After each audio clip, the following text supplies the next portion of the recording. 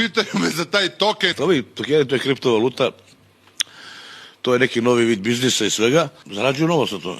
I oni koji ulože. To raste cena. Ja tehnički ne znam da ti domislim kako je to, ali radim sa momcima iz Makedonije.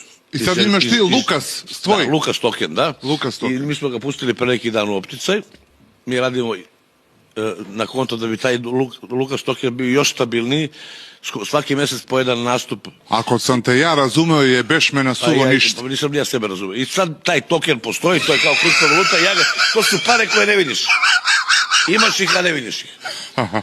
Ja još uvijek moram se priviknuti, ja sam još nisam na karticu priviknuo. Ima tih ljudi koji rade neke prevare na konto toga, gde u jednom trenutku ljudi ulože i onda se samo odjednom oni smazu se. Aha. Nestanu. Ja to nikad ne bi radio iz jednog prostog razloga što ja ću taj token da radim nekoliko godina, a ću verovatno da nastavim da pevam posle toga.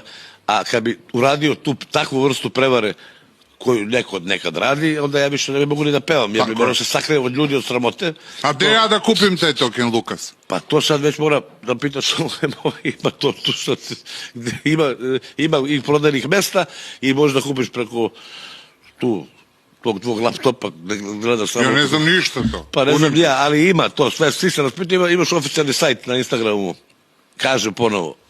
Radimo da svima bude na jednom Može da, znači, oni praktično investiraju v obezbedna rabota. Tako je.